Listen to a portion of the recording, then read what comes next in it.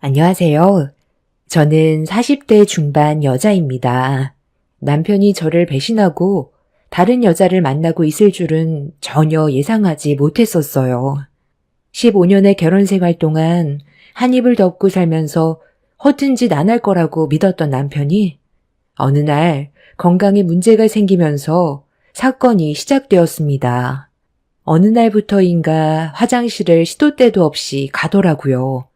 잔뇨감이 있는 것 같다면서 시원하게 볼일을 못 보는 것 같다고 불편해 있었지만 어쩔 때는 또 괜찮다며 넘어가길래 몸이 좀 피곤해서 그런 줄 알았고 대수롭지 않게 넘어갔었습니다.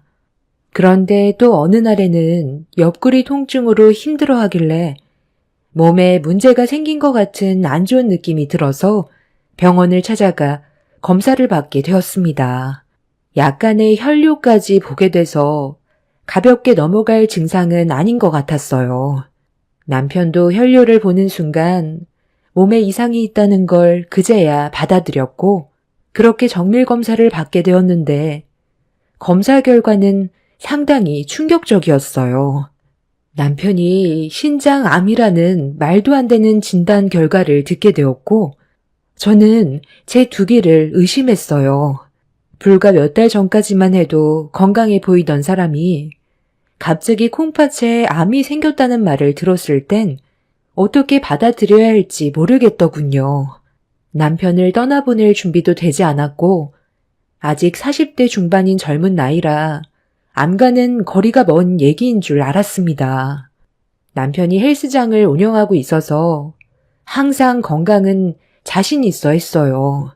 저도 그렇게 생각했었고 누구보다 오래 살 줄 알았는데 초음파 검사 결과에서 보이는 남편의 암은 얼마나 심각하게 진행이 되어 있는지 자세하게 나타나 있었습니다. 남편이 암에 걸렸다는 소식이 시부모님의 귀에까지 들어가게 되자 집안은 난리가 났고 초상집이 되어버렸죠. 그런데 정말 기적인 건 남편의 암이 다른 장기에는 전이가 되지 않았고 콩팥에서만 자라고 있어서 서둘러 이식을 받는다면 희망은 있다는 말을 들었지만 문제는 공여자를 기다려야 한다는 거였어요. 가족들 중 남편에게 콩팥을 나눠줘야 살아갈 희망을 가질 수 있다는 말을 듣게 되자 시모가 갑자기 제 손을 꽉 잡더니 눈물을 흘렸습니다. 자기 아들이 젊은 나이에 세상을 떠나게 되는 아픔을 겪게 하고 싶지 않다면서 자기보다 먼저 떠나는 건 보고 싶지 않다며 괴로워하셨습니다. 의사는 가족이 이식을 해주는 게 제일 안전한 방법이지만 배우자인 저도 남편에게 이식해 줄 수 있기 때문에 시모는 저에게 부탁을 했습니다. 그때까지만 해도 저 또한 남편을 진심으로 사랑했었기 때문에 신장 이식을 생각하고 있었지만 부모님은 반대를 하셨어요. 아니, 왜 제 딸이 콩팥을 떼어줘야 되는 거죠? 이식자를 기다리던지 아니면 사돈 집안 식구들 중 한 명이 이식을 해주면 되잖아요. 제 딸이 수술대 위로 올라가는 건 제가 반대합니다. 주서방과 결혼했다고 무조건 제 딸이 공여자가 될 수 있는 건 아니잖아요. 그렇게 살리고 싶으면 사돈이 직접 해주면 되겠네요. 아유, 사돈. 저는 나이가 있잖아요. 그리고 제 자식들도 이미 가정을 이루고 있는데 만에 하나 수술로 잘못된다면 더 큰 문제가 생길 수도 있는 거잖아요. 원래 부부는 일심동체라잖아요. 존수로 따지면 모자지간은 1촌, 형제지간은 2촌, 부부 사이는 무촌, 즉 0촌이라는 건데 그만큼 부부는 한 몸이라는 뜻 아니겠어요? 그럼 당연히 며느리가 공여자가 돼줘야죠. 부부면 그 정도는 해줄 수 있는 거잖아요. 아니, 그 정도라뇨. 이건 단순한 문제가 아니잖아요. 제 딸이 신장이식 해줬다고 칩시다. 그런데 지금 당장 안 보였던 암이 신장이식 후 다른 장기에서 발견이 된다면 그때는 어떻게 하실 건데요? 힘들게 신장 이식 해줬는데 결국 회복하지 못하고 주서방이 세상을 떠나게 된다면 제 딸의 노력이 소용없게 되는 거잖아요. 저도 사이가 암이라는 사실이 믿기지 않을 만큼 정신적으로 많이 힘듭니다. 하지만 둘 다 위험해지는 길을 선택할 순 없어요. 사돈이 주서방을 아끼는 만큼 저 또한 제 딸이 아픈 걸 볼 수가 없습니다. 다시 한번 말씀드리지만 사돈 집안 가족들이 이식해주는 게 아닌 제 딸에게 부탁하는 거라면 저는 무조건 반대할 거니 이 문제를 제 딸에게 강요하지 않았으면 좋겠네요. 주서방 자네가 서운하게 생각할 수도 있겠지만 내 배 아파 낳은 자식 그동안 애지중지하며 키웠는데 신장을 떼어내기 위해 수술대 위로 올라가게 하는 건 어미로서 받아들일 수가 없을 것 같네. 그러니 이해해주게. 너도 엄마를 설득시킬 생각 하지 마라.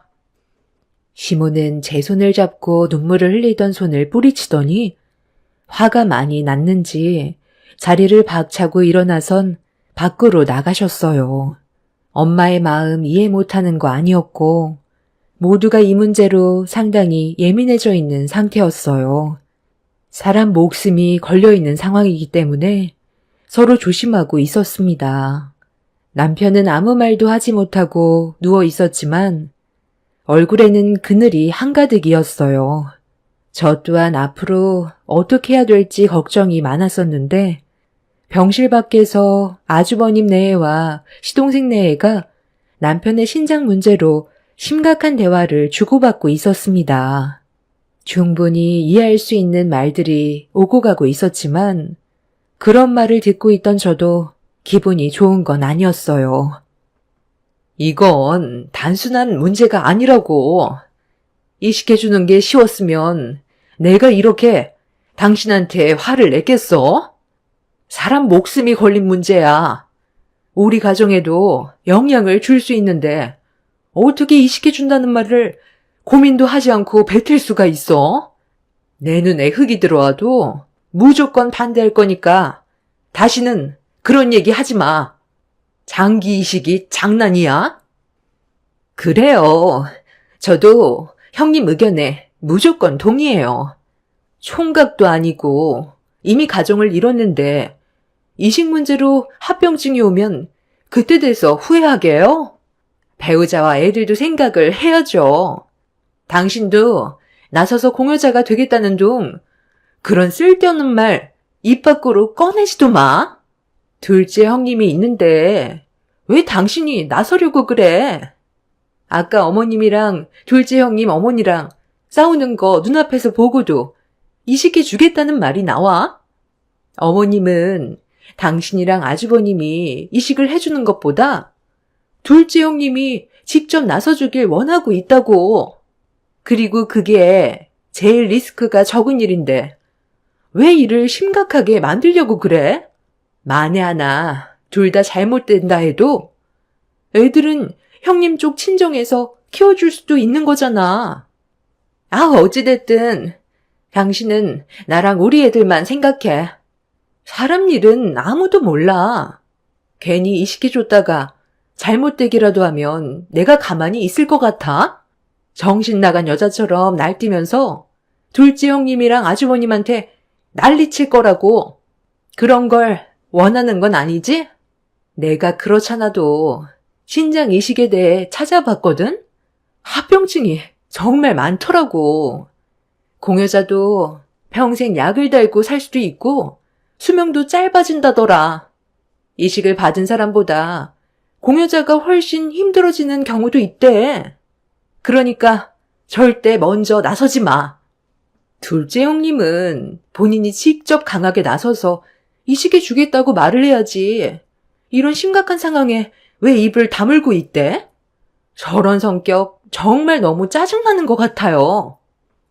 다들 남편의 신장 이식 문제로 상당히 예민해져 있는 상태였어요. 모두가 가정을 이루고 있으니 당연한 결과였어요. 이식을 한다면 제가 해야 되는 게 맞는 거고 그래야 뒤탈 없이 가족 간의 관계에도 문제가 생기지 않을 수 있었어요. 이런 심각한 분위기 속에서 저도 정말 많이 고민했었는데 잠 한숨 못 자고 남편 곁을 지켜주던 제 옆으로 시모가 다가와 자리에 앉았어요. 집에 잠깐 들렸다 왔다면서 먼저 저에게 말을 붙였는데 시모의 눈빛은 간절했어요.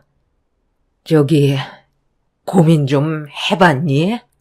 우리 아들 살릴 수 있는 사람은 너밖에 없는 거 너도 잘 알잖아. 신장 이식을 기다리고 있는 대기자가 상당히 많다던데 그 기간이 얼마나 걸리게 될지 그것도 예상할 수 없다더구나. 아무래도 뇌사자들 중에서도 기증을 원하는 사람들이 나와야 받을 수 있는 거라 쉽지 않은 것 같던데 내 아들한테 차례가 오기도 전에 암이 전이가 되어버리면 그땐 이식을 받아도 소용이 없잖니. 의사도 현재 다른 장기에 암세포가 전이가 되지 않은 것만도 기적이라고 했다. 한시가 급하다는데 이대로 보고만 있을 거야? 지금의 기회를 잡지 못해 시기를 놓쳐버린다면 그땐 이미 신장 이식을 해줘도 늦을 수가 있다는 거다. 네가 우리 집안 식구로 들어온 지 벌써 15년 정도 시간이 흘렀는데 그동안 내가 너한테 시집살이 한 번을 시킨 적이 있니? 한 번도 없었잖아. 우리 아들이 잘못한 적은 있었어? 그런 것도 아니었는데 배우자인 네가 이식을 안 해줄 이유 없잖니? 아까 사부인이 단호하게 거절한 것 때문에 고민할 수도 있겠지만 사부인이 너의 인생을 대신 살아줄 수는 없는 거고 애들이 자기 아빠를 얼마나 그리워하면서 살겠어? 앞으로의 삶이 더 어려워질 수도 있는 건데 사돈이 모든 걸 다 챙겨줄 수 없는 거고 나중엔 후회만 남게 될 수도 있다. 그러니 정말 진지하게 생각해 줬으면 좋겠구나. 다른 거 생각하지 말고 지금 너희들이 꾸린 가정만 생각하거라. 앞으로 함께 행복하게 살 날만 그리면 되는 거잖니. 기회는 기다려주지 않고 때가 지나면 되돌릴 수 없다는 걸 진지하게 고민한다면 그 안에 답이 있을 거다. 시모는 제가 서둘러 이식을 해주길 원하고 있었어요. 저도 시간이 지날수록 불안해지는 마음은 커졌고 남편을 진심으로 사랑했고 평생을 함께하고 싶은 마음이 더 컸기 때문에 암세포가 다른 장기로 전이되기 전에 서둘러 신장 이식을 해주기로 결정하게 되었습니다. 그렇게 제가 내린 결정에 남편과 시부모님은 고맙다며 눈물을 흘렸지만 저희 부모님은 제 결정을 존중해 주면서도 수술대 위로 올라가게 되는 저를 걱정하셨어요.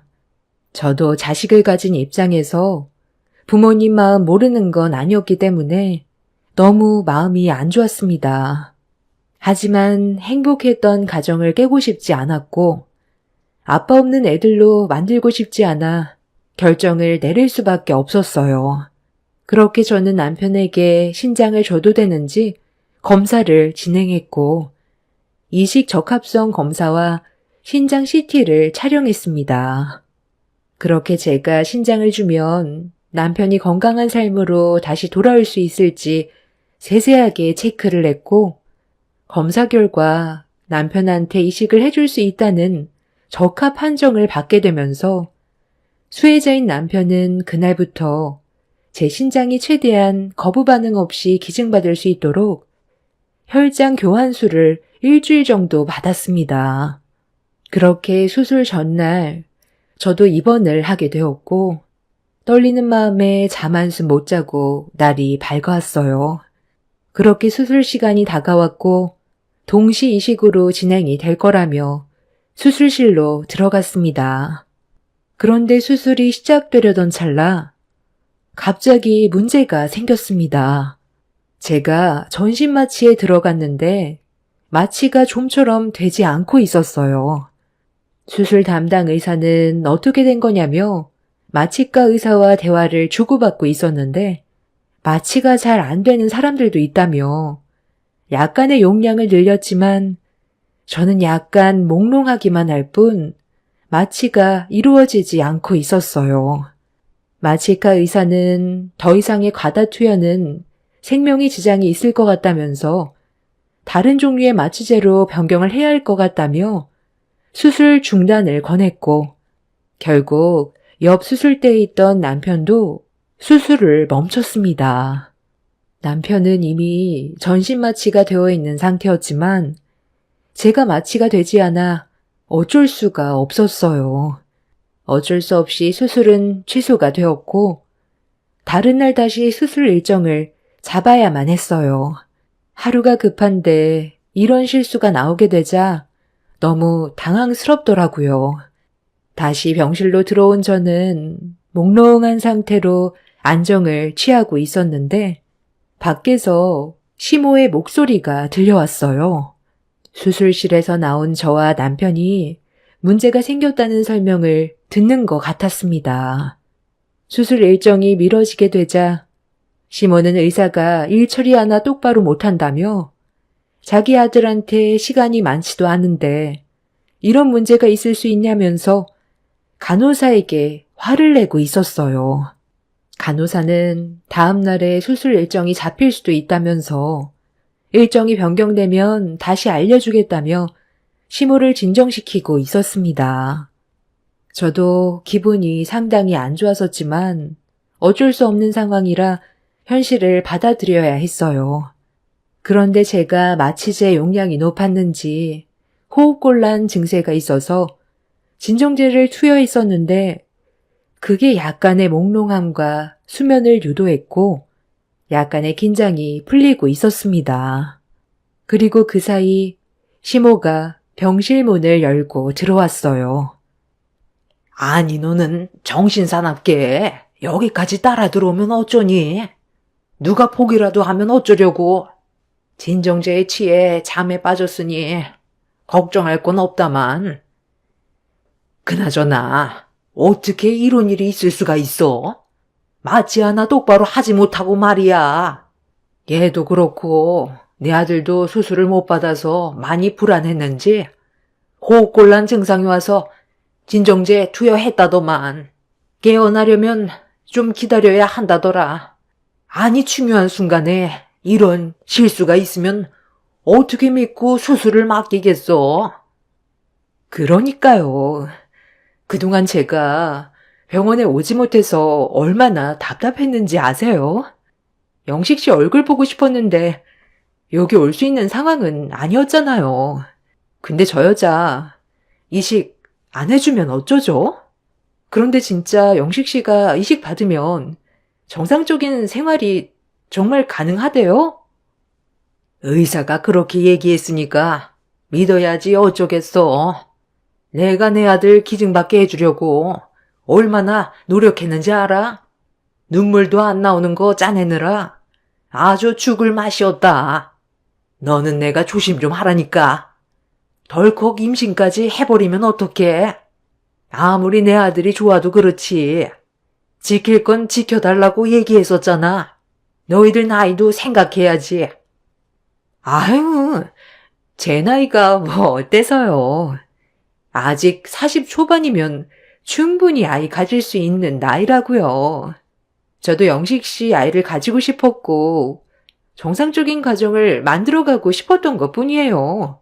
그리고 어머님이 저한테 약속하셨잖아요. 그 여자 이식 끝나면 폐기물 처리한다면서요. 그럼 상관없는 건데 왜 이렇게 불안해하세요? 당연히 불안하지. 계획도 없는 일들을 저지르다 보면 걸리게 되어 있어. 내 아들이 네가 임신했다는 소식을 접했을 때 어땠어? 거의 매일같이 너희 집에 드나들었잖아. 꼬리가 길면 잡히는 법이야. 제발 내가 시키는 대로 좀 행동하면 안 되겠니? 일단 전현 콩팥 떼어낼 때까지는 기다려 달라는 거잖아. 그때 돼서 폐기물 처리해도 늦지 않는데 이런 식으로 행동했다간 죽도 밥도 안 된다. 아무리 내 아들 소식이 궁금하고 보고 싶다 해도 여긴 오지 말았어야지. 불안하기도 하고 걱정돼서 그런 거죠. 신장 이식 해주면 저 여자한테 다시 마음이 돌아설 수도 있는 거잖아요. 그럼 저는 낙동강 오리알 신세인데요. 내 아들이 뭐라고 그랬어? 그럴 일 절대 없을 거라고 했잖아. 그만큼 너를 향한 감정이 더 크다는 거다. 신장 이식 받으면 고장난 물건인데 당연히 이혼시켜야지. 나는 차라리 신장 이식 해주고 얘가 잘못됐으면 좋겠다. 그럼 아주 깔끔하게 정리가 되잖니. 너희들은 자연스럽게 새 출발하면 되는 거고. 저도 그랬으면 좋겠는데 사람 목숨이라는 게 쉽게 끊어지지는 않더라고요. 그동안 철저하게 숨기려고 노력했지만 이제 저도 이런 삶에 많이 지쳐 있어요. 그래, 나도 안다. 그래서 이번 수술만 끝나면 드집 잡을 거 뭐 하나 만들어서 내 아들과 이혼시킬 작정이다. 부모님은 건강하시지? 조만간 뵙자고 전해드려. 안 그래도 저희 부모님이 걱정을 많이 하세요. 영식 씨가 세상 떠나면 저는 과부가 되는 거잖아요. 최대한 빨리 정리해주길 원하고 있어요. 아이고, 전현 가족들 오는 것 같다. 너는 그냥 전현 친구라고 하면 된다. 쓸데없는 말 하지 말고 상황 봐서 조용히 빠져나가라. 내가 연락할 때까지 여긴 다시 오지 마. 처음에는 진정제를 맞아서 제가 잘못 듣고 있는 건 줄 알았는데 너무 충격을 받아서 그런지 진정제가 아무 소용이 없었어요. 시모는 간호사의 말을 잘못 들었는지 제가 깊은 잠에 빠진 줄 알고 착각하고 있었습니다. 언제부터였는지도 모르겠고 남편이 저 말고 다른 여자와 바람 피우고 있다는 걸 알게 됐을 땐 너무 큰 충격이었어요. 거기에 더해 임신까지 했다는 말은 상상조차 하지 못했던 상황이었죠. 저만 바라보며 살아오던 남편인 줄 알았는데 저 몰래 이중적인 생활을 철저하게 지키고 있었다는 거에 온몸에 소름이 돋았었고 시모도 이런 사실을 알면서도 가면을 쓰고 제 신장을 뺏으려고 연기를 했다는 거에 용서를 할 수가 없었어요. 15년간의 결혼 생활이 무너져 내리는 순간이었습니다. 저희 부모님이 병실로 들어오는 소리가 들렸고 내연녀와 시모가 자리에서 일어나길래 실눈 뜨고 내연녀의 얼굴을 조심스럽게 쳐다봤어요. 그리고 그 얼굴을 본 순간 저는 너무 큰 배신감이 들었고 두 모자와 내연녀를 절대 용서하고 싶지가 않았습니다. 내연녀는 저희 윗집으로 이사온 여자였어요.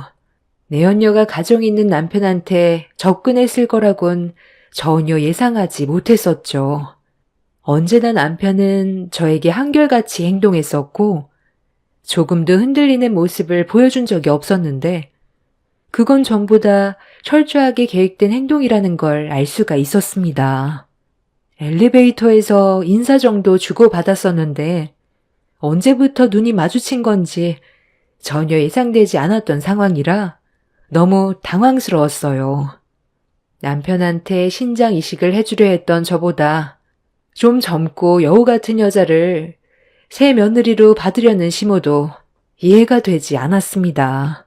신장 하나가 떨어져 나가면 아무래도 정상적인 생활은 힘들어질 거라고 생각했는지 다른 며느리로 갈아치우고 싶어 하는 것 같아 보였어요. 정말 기가 차는 상황이었죠. 저희 부모님 앞에서 저와 아는 지인인 척 연기를 하는 윗집 여자의 행동을 지켜보고 있는데 더는 참을 수가 없겠더라고요. 15년간 함께했던 세월은 한순간에 무너졌고 두 모자와 내연녀를 용서할 수 없었던 저는 차라리 잘 됐다 싶었어요. 신장 이식을 안 해도 돼서 부모님의 걱정을 덜 수 있었고 이건 하늘이 도왔다고 생각했었습니다. 더는 제 앞에서 연기하는 시모와 내연녀를 용서하고 싶지 않아 밖으로 나가려는 내연녀를 붙잡기 위해 자리에서 벌떡 일어났는데 마취제와 진정제 때문에 걷는 게 힘들었지만 정신 바짝 차리고 윗집 여자를 향해 냅다 튀어나갔습니다. 시몬은 제가 벌떡 일어난 모습을 보더니 경악을 하면서 그 자리에 털썩 주저앉았고 병실문을 잡고 있던 내연녀에게 달려들어 머리채를 잡아 온 힘을 다해 바닥으로 패대기를 쳤어요. 부모님께서는 돌발 행동을 보인 저를 보며 입을 다물지 못했고 이미 저는 이성을 상실해버린 상태였습니다. 너까짓 게 감히 내 가정을 무너뜨려? 지금까지 어떻게 살아왔는데 이사 왔으면 조용히 살면 될 것이지. 나 몰래 내 남편한테 꼬리를 쳐? 나보고 친구라고? 엄마, 인연 제 친구 아니에요. 우리 아파트 윗집으로 이사 온 여자라고요. 언제부터였어? 그이랑 놀아난 게 언제부터였냐고.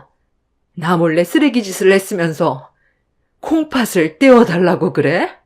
당신이 내 앞에서 눈물을 흘렸던 것도 전부 다 거짓이었다며? 콩팥 떼는 순간 폐기물 처리하겠다고 방금 그랬잖아.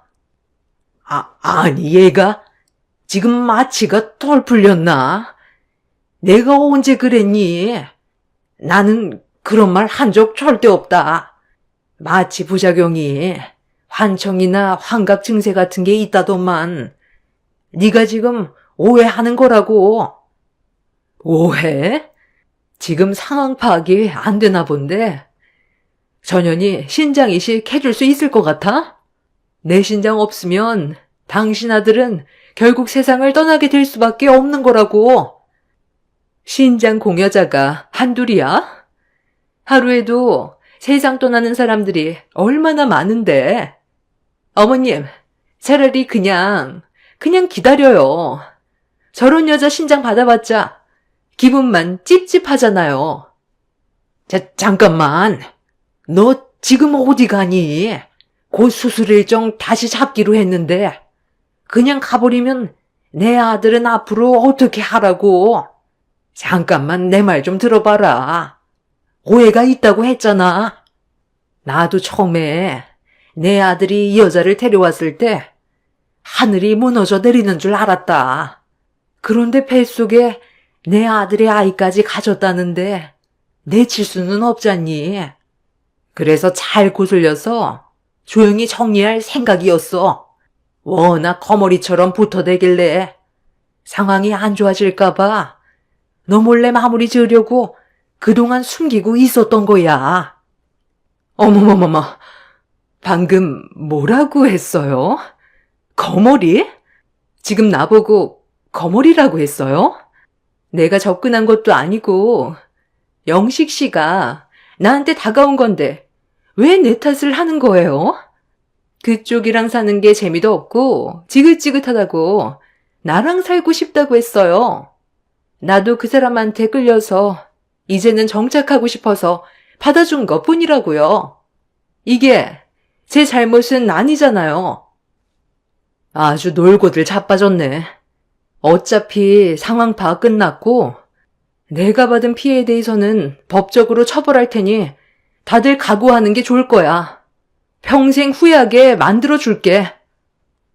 시몬은 자기 아들 좀 살려달라며 저 몰래 내연녀를 정리하려 했다고 끝까지 저에게 거짓말을 하고 있었어요. 반대편 병실에 있는 남편은 이런 상황도 모른 채 마취에서 깨어나지 못한 상태로 누워 있었습니다. 저 몰래 윗집 여자와 놀아났다는 게 너무 화가 나서 당장이라도 남편의 뺨을 내려치고 싶었지만 제 손까지 더러워지고 싶지 않아 그대로 집으로 돌아왔어요. 시몬은 저희 집에까지 쫓아와 뒤늦게 용서를 구하며 신장 이식을 해주길 부탁했지만 이런 상황을 알면서도 눈 감고 새며느리를 드리려 했다는 거에 저희 부모님은 분노하셨고 엄마는 시모의 머리채를 잡아 사정없이 흔들어 바닥으로 패대기 쳤어요. 그날 이후 마취에서 깨어난 남편도 어떤 일이 벌어졌는지 뒤늦게 상황 파악을 하고 저에게 전화가 왔지만 끝까지 받지 않았습니다. 이혼은 절대 안 해주려고요. 남편 앞으로 생명보험이 들어져 있거든요. 뇌사자 신장이식 기다리는 데만 최소 6개월에서 1년 이상 걸린다고 했는데 남편은 당장 이식을 받지 못하면 몇 년 버티기 힘들 것 같다고 하더군요. 그냥 이혼하지 않고 기다린다면 남편의 재산과 생명보험 제 몫으로 돌아오는데 끝까지 기다릴 생각입니다. 그리고 지금 내연녀를 상대로 소송 중에 알게 된 건 뱃속에 있는 아이가 그년 전 남편의 자식이라는 것도 밝혀졌어요. 내연녀는 전 남편에게 버려진 상황에서 아이를 가졌다고 알렸는데도 거들떠보지 않자 앞으로 먹고 사는 게 막막해 남편이 엘리베이터에서 친근하게 인사를 하며 다가온 모습이 자기에게 호감 표시를 하는 것 같다고 생각했는지 임신한 사실을 숨긴 채 작업을 했던 거였죠. 그러면서 자연스럽게 남편의 헬스장까지 다니며 홀리고 그리고 그런 유혹에 남편은 윗집 여자의 계획에 넘어가 잠자리까지 하게 되었고 이 일로 인해 자기 자식을 임신한 줄로 착각하고 있던 거였습니다. 만약 제가 마취가 정상적으로 되었다면 남편한테 신장을 이식해준 뒤 폐기물처럼 버려졌겠죠. 정말 생각하고 싶지도 않은 불행의 길을 걷게 될 수도 있었다는 걸 생각하니 온몸에 소름이 돋았어요. 이 사실을 알기 전에는 남편과 평생 행복하게 살고 싶었는데 지금은 남편이 하루라도 빨리 세상 떠나길 손꼽아 기다리고 있습니다. 이혼하지 않고 병들어가는 걸 지켜보는 게 최고의 복수 같아요. 이 사실을 알게 된 형님네외와 동서내외도 상당한 충격을 받았는지 더는 병문안도 오지 않고 있습니다. 시부도 알지 못했던 상황이라며 저에게 미안해하고 계세요. 시모와 남편만 알고 있던 상황이었죠. 시모는 남편이 잘못된 행동에 대해 후회하고 있다면서 얼굴 한번 비춰주길 원하고 있지만 눈 감기 직전까지 병원에 갈 일은 없을 것 같습니다. 그리고 최근에 동서에게 듣게 된 소식은 남편은 암세포가 전이되기 전에 신장을 기증받을 수 있는 기회를 놓쳐버려 폐와 여러 장기에 전이가 돼서 좀 더 삶이 단축될 것 같다는 소식을 듣게 되었습니다. 사랑이 분노로 바뀌는 건 한순간인 것 같네요. 어떻게 바람을 피워놓고 뻔뻔하게 제 신장을 떼어주길 바랬는지 오만정이 다 떨어져서 그런 말을 들었는데도 제 감정에는 어떠한 변화도 없네요. 15년간 함께 살아왔던 삶이 후회되지만 제가 선택한 삶이니 어쩌겠어요. 현실을 받아들여야겠죠. 남편이 떠나면 생명보험으로 3억 정도 나오는데 거기에 더해 그동안 쌓아왔던 재산으로 제 아이들 잘 키우며 살아가려고요. 이게 최선의 복수 같아요. 제 사연 들어주셔서 감사합니다. 안녕하세요. 저는 오늘 10년 전에 이혼을 했던 전 남편에 대해 사연을 신청하려고 글을 쓰게 된 40대 여자입니다. 최근에 호텔에 잠깐 볼 일이 있어서 방문했던 적이 있었는데 눈앞에 전 남편과 시모가 호텔을 나오면서 저와 마주쳤고 10년이 지났어도 서로의 얼굴을 잊지 못할 만큼 충격적이었던 과거의 일들이 있었기 때문에 바로 알아보게 되었습니다. 두 모자는 그때나 지금이나 별로 달라진 게 없더군요. 저를 보자마자 온갖 막말을 퍼부었거든요. 지금으로부터 10년 전 30대 초반이었던 제 나이에 남편과 사랑에 빠져 결혼까지 이어졌고 행복한 삶을 꾸려나가기 위해 열심히 살아왔었습니다. 하지만 삶이란 제가 계획한 대로 흘러가지 않는다는 걸 남편과 살면서 많은 걸 느끼게 되었습니다. 상상과 현실은 많이 달랐어요. 남편과 결혼하기 전에도 이 사람과 함께하면 정말 행복할 수 있을지 많은 고민을 했었고 언제나 저를 한결같이 대해줬던 그런 모습이 마음을 움직이게 만들어 이 사람 아니면 더 좋은 남자는 앞으로 만나기 힘들 것 같다는 생각이 들었어요. 그래서 결혼을 결심하게 되었죠. 결혼을 하고 나서 몇 달간은 정말 행복했었고 옳은 결정을 한 줄 알았는데 결혼한 지 3개월이 지나는 시점부터 남편에게 변화가 찾아왔습니다. 저를 대하는 모습들이 조금씩 변하기 시작했어요. 사람이 살다 보면 여러 가지로 말 못할 힘든 일들을 겪게 될 수도 있기 때문에 남편한테도 사정이 있을 것 같아 대화를 시도했고 풀어나가려 했는데 남편은 전혀 저에 대한 감정이 변하지 않았다는 말을 했지만 여자인 저로선 남편의 사소한 행동 하나하나에 감정 기복이 심했었기 때문에 계속 신경 쓰이기 시작했어요.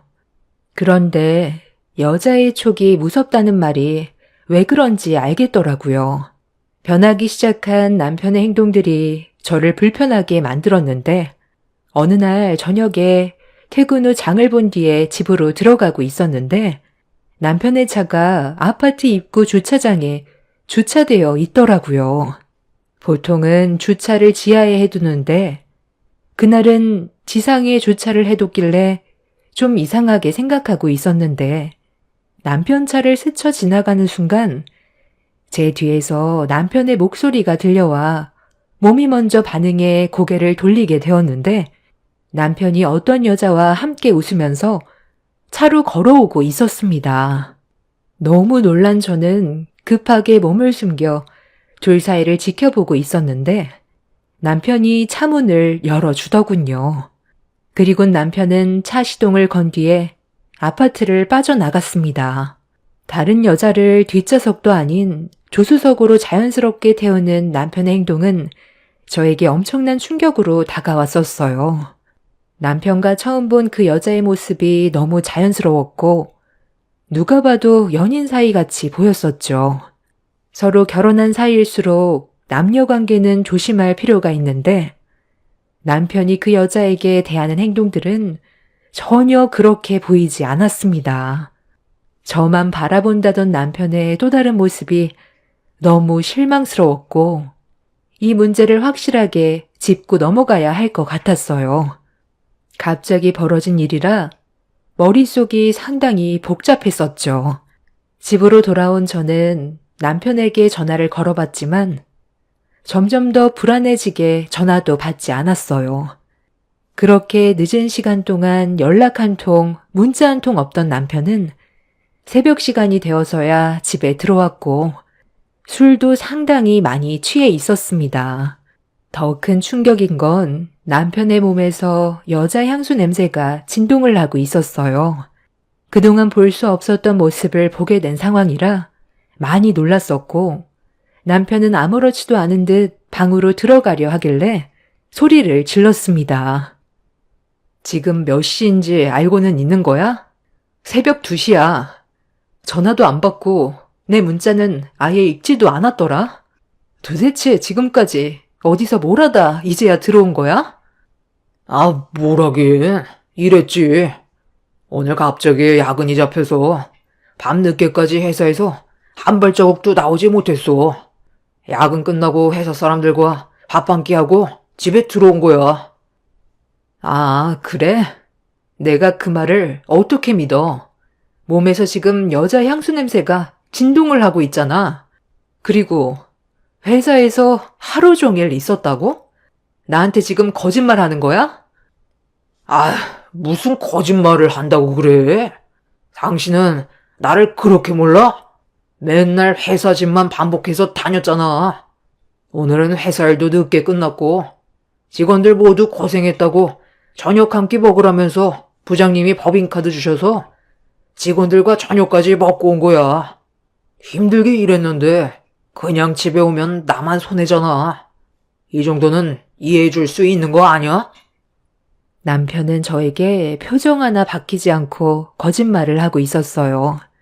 좀 전에 집 앞 주차장에서 여자와 웃고 떠들며 차에 올라탔던 걸 두 눈으로 전부 목격했는데 회사에서 한 발자국도 안 나왔다는 말을 들었을 땐 너무 큰 실망을 하게 되었죠.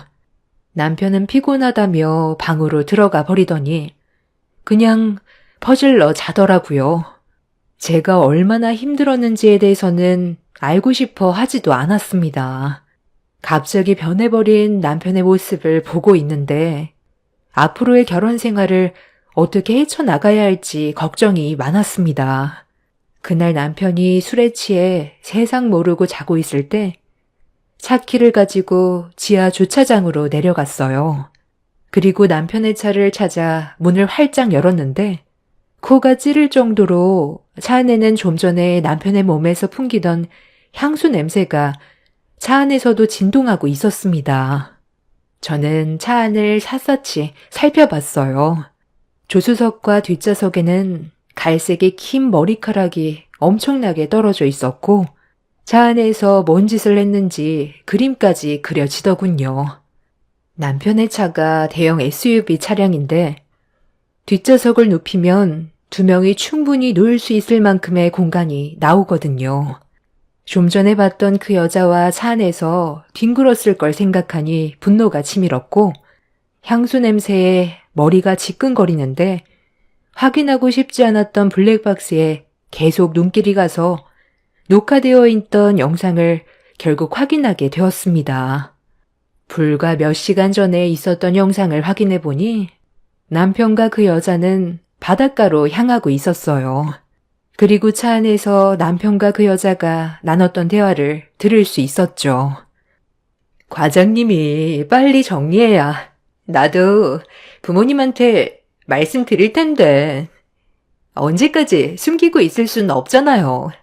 그러다 과장님 와이프 임신이라도 하면 어떡해요? 임신은 무슨. 내가 그런 복잡한 상황을 만들겠어? 걱정하지 마. 우리 아직 결혼 초라서 바로 아이 가질 생각도 없었어. 나도 서대리 만나기 전까지는 집사람이 정말 괜찮은 여자인 줄 알았거든. 조용하고 스트레스 주지도 않아서 같이 살면 좋을 줄 알았는데 연애할 때와 결혼할 때는 말이 다르더라고. 여자는 무조건 여우 같은 행동을 해야 살만 난다는 걸 알겠더라. 퇴근하고 집에 들어왔는데 집사람까지 조용하니까 결혼 생활이 하나도 재미없더라고. 남편이 퇴근을 했으면 반갑게 맞아주면서 고생했다고 애교로 감정을 녹여줄 줄 알아야 하는데 내가 여자랑 사는 건지 동성이랑 사는 건지 모르겠더라고. 그런데 우리 서대리는 집사람과 반대되는 성격을 가지고 있어서 그런지 나에게 너무 좋은 감정으로 다가왔었고 이런 여자와 살아야 된다는 걸 절실히 느끼게 해줬잖아. 그러다 보니 집사람 얼굴만 봐도 답답하고 이미 질려버려서 같이 하고 싶지도 않더라. 여자는 끼가 있어야 돼. 바다까지 가려면 몇 시간 더 달려야 할 것 같은데 우리 잠깐 여기서 좀 쉬다 갈까? 서대리 피곤할까봐 내가 미리 뒷좌석 눕혀놨고 자리까지 전부 세팅해놨거든. 여긴 차량도 안 다니고 한적해서 쉬기 딱 좋을 것 같은데.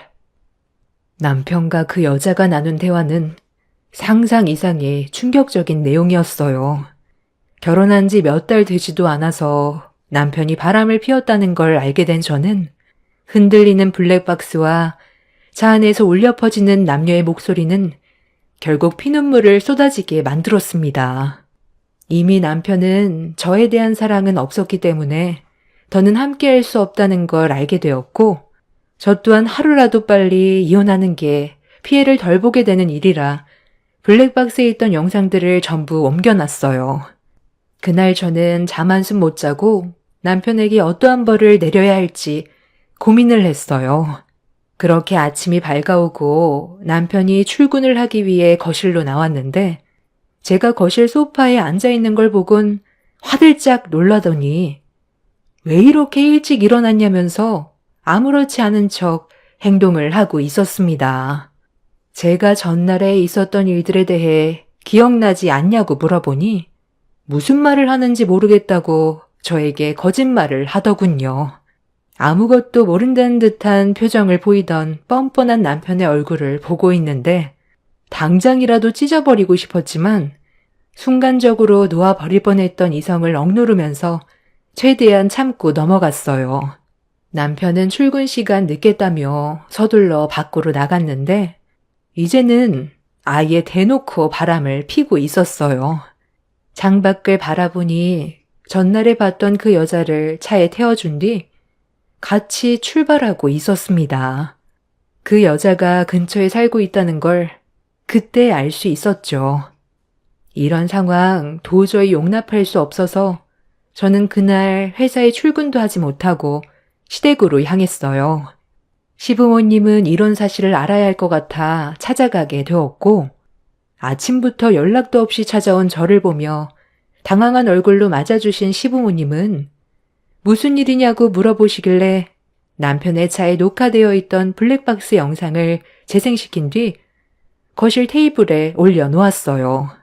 시부모님은 남편과 상간녀의 생생한 대화를 듣더니 경악을 했고 시부는 충격적인 사실에 상당히 당황하셨습니다. 그런데 시모는 이내 침착함을 유지하더니 되려 저에게 화를 냈어요. 남자가 외간 여자와 놀아나는 건 전부 제 탓이라면서 저에게도 잘못이 있다고 했습니다. 너희가 지금 결혼한 지 얼마나 됐다고? 내 아들이 다른 여자와 눈이 맞았겠어? 그럴 만한 이유가 있을 거라는 건 생각 안 해봤니? 이렇게 된 게 오로지 내 아들 탓만 있을까? 영상에서 옆에 타고 있던 여자와 나눈 대화를 들어보면 너에 대한 불만이 가득 들어있잖아. 여자와 사는 게 아니라 남자랑 사는 거 같다잖아. 그 말이 무슨 뜻이겠어? 보통 여자는 애교도 많고 어느 정도 여우 같은 짓을 해야 남자들이 좋아하는데 너는 너무 무뚝뚝하고 조용해서 살맛이 안 난다는 거야. 내가 봐도 너는 너무 사무적이고 딱딱하다. 나 같아도 다른 여자한테 눈이 돌아가겠어. 오죽했으면 이런 식으로 바람을 피웠겠어?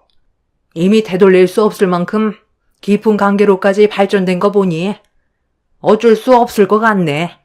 이혼해야지. 네가 아침부터 이것 때문에 찾아와서 내 아들한테 한마디 해주는 걸 원했던 것 같은데 나는 반대로 너한테 욕을 한 바가지 쏟아내고 싶은 심정이다. 얼마나 여자굿을 못했으면 남자가 밖으로 떠돌아? 네 시아버지는 여태껏 속썩이지 않고 나밖에 모르고 살아왔어.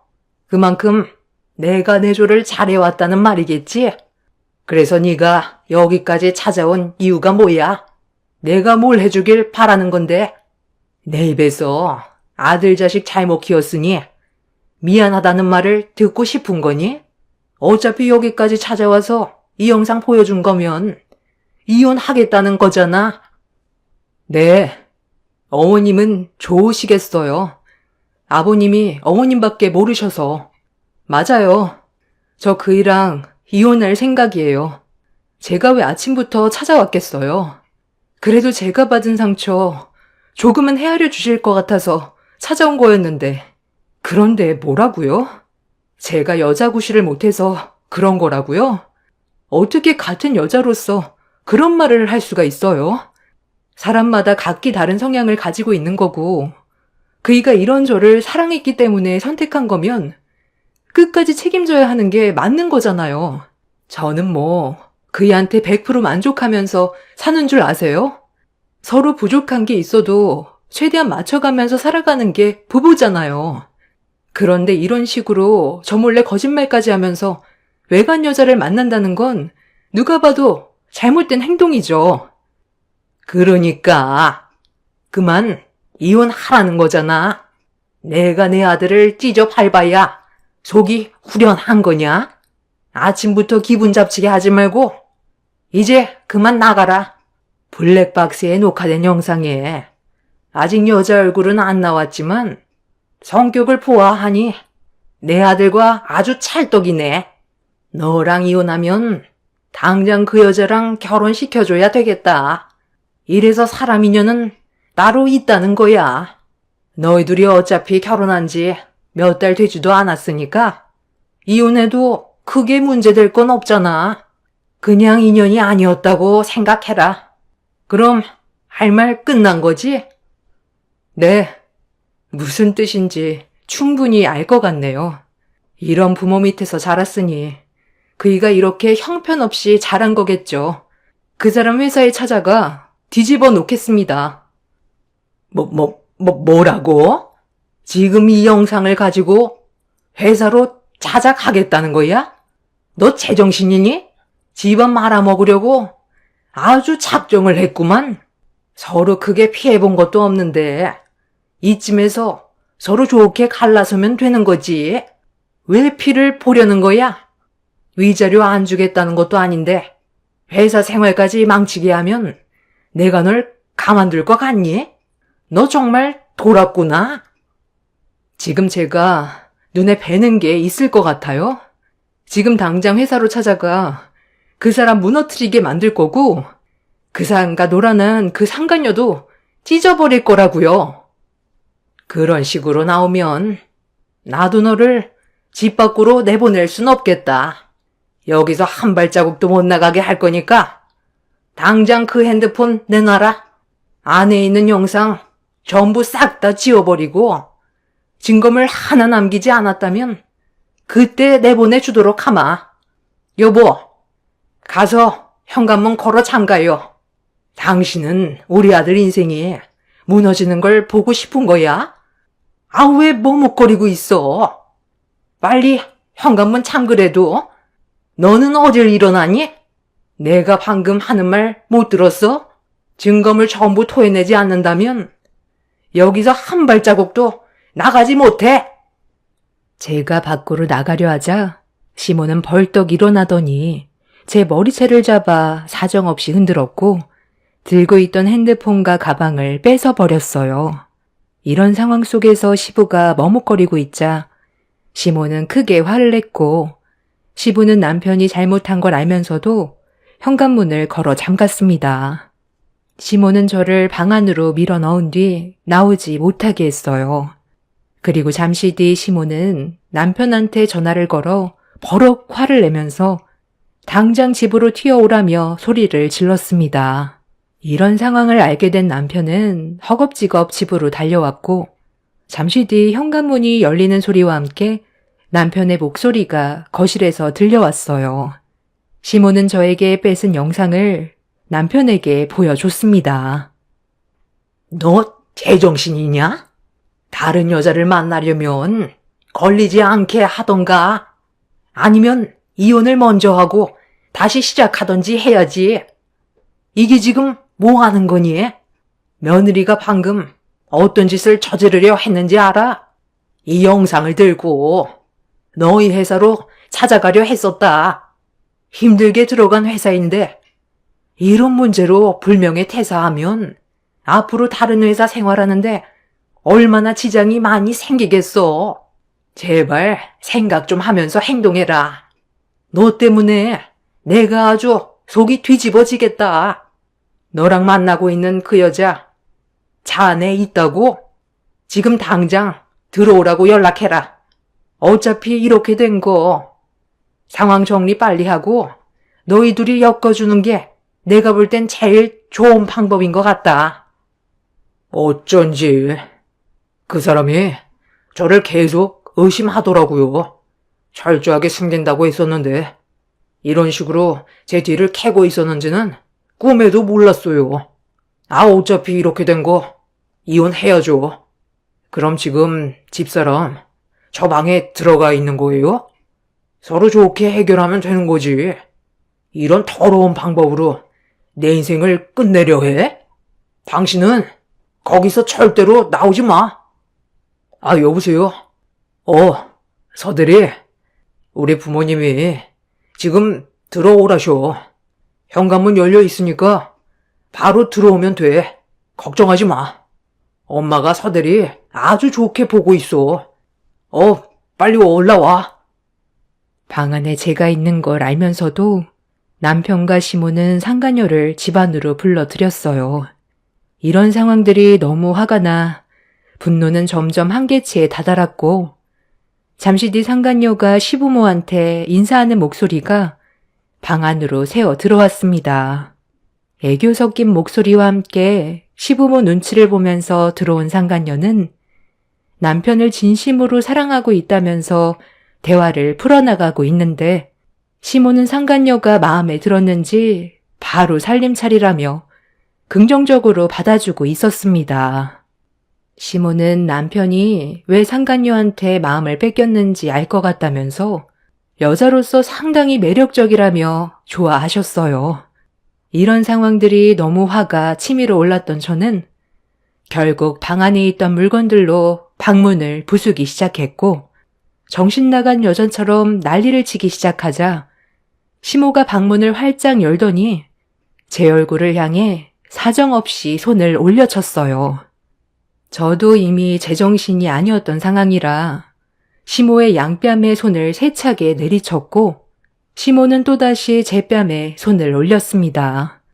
이미 이성을 잃어버린 저는 눈에 뵈는 게 없어서 시모가 제 뺨에 손을 올릴 때마다 저도 시모의 뺨에 똑같이 손을 올렸습니다. 남편은 제가 시모 뺨에 손을 올리자 꼴에 자기 엄마라고 손을 올렸다는 거에 화가 났는지 저에게 달려와 강하게 밀쳤고 상간녀가 보는 앞에서 바닥으로 패대기 쳐진 저는 너무 초라했어요.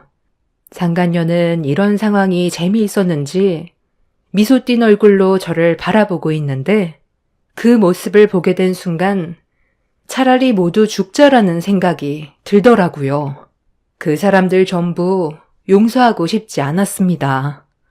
정말 그때의 저는 미친 사람처럼 난리를 쳤고 온갖 시댁 집안에 있던 모든 물건들을 사정없이 전부 집어 던지면서 정신 나간 여자처럼 행동했어요. 동네가 떠나갈 정도로 난리를 치자 주민들의 신고로 경찰들이 출동하게 되면서 마무리되었고 거품 물며 상간녀의 머리를 한 움큼 뽑아내어 버린 저는 평생을 상간녀라는 꼬리표를 지울 수 없을 거라며 악담을 퍼부었어요. 결국 그날 이후 남편과 저는 이혼을 선택하게 되었고 제가 가지고 있던 영상은 끝내 남편의 회사에 전부 퍼지게 되었습니다. 남편과 상간녀는 결국 회사에 좋지 않은 이미지를 심어준다는 문제로 퇴사 처리가 되었고 그렇게 저는 두 연놈들에게 정신적인 손해배상과 위자료를 받아낼 수 있었어요. 그리고 남편과 상간녀는 끝내 결혼까지 했다는 소식도 나중에 접할 수 있었습니다. 제가 할 수 있는 건 전부 다 했던 터라 그 인간들을 잊고 저만의 발전을 위해 살기로 했어요. 그 인간들을 징후하는 시간조차 아까웠고 두 번 다시 마주치지 않길 바랐어요. 그런데 세월이 지나 10년 만에 또다시 제 앞에 나타나는 일이 생기게 되었던 거죠.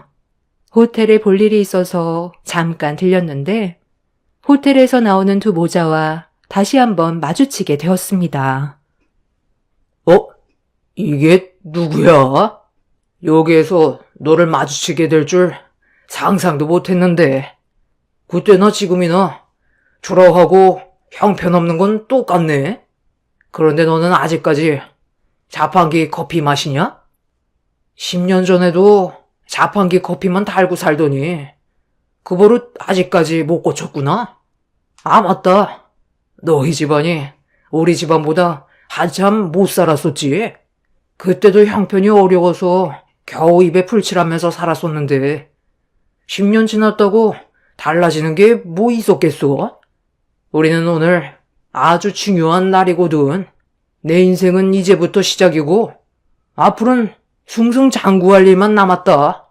사람 인생 한 치 앞도 모른다더니 내가 이런 큰 호텔에서 일하게 될 줄 누가 알았겠어? 나 여기 영업직 과장으로 입사하게 되었거든.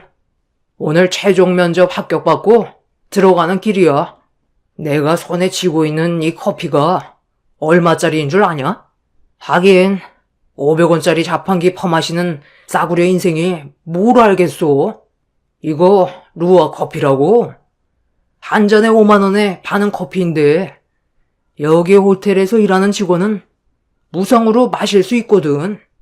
오늘 우리 엄마 호텔 구경 시켜주고 싶어서 최종 면접 합격한 기념으로 호텔 안에 있는 레스토랑에서 밥 한 끼 하고 들어가는 길인데 너는 옷님은 꼬락서니를 보니 아직까지 인생길 피려면 한참 멀었구나. 더 열심히 노력해야 되겠다. 얘 성격으로 어떻게 성공하겠어? 그때 생각 안 나? 집안 물건 죄다 부숴놓고 한바탕 난리 쳤었잖아. 이혼하길 천만 다행이지. 너는 내 아들 놓친 거 평생 후회할 거다. 여보, 내가 좀 늦었지? 오늘 최종 면접 합격을 결정한 날이라 대면 면접 보느라 좀 걸렸어. 아유, 또 자판기 커피야?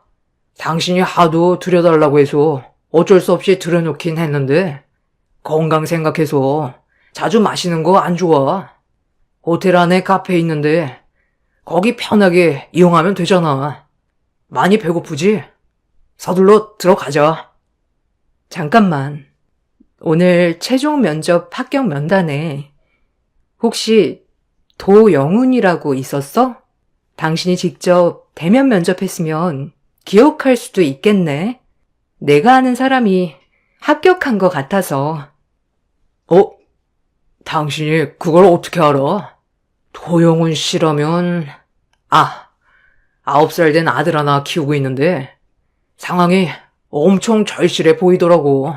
면접장에서 아내가 유책 배우자로 바람피워서 9년 동안 혼자 아들을 키웠다고 어필해서 인상 깊었지. 그래서 일에 대한 열망이 상당히 강해 보이더라고. 원래 자식이 있으면 무슨 일이든 가리지 않잖아.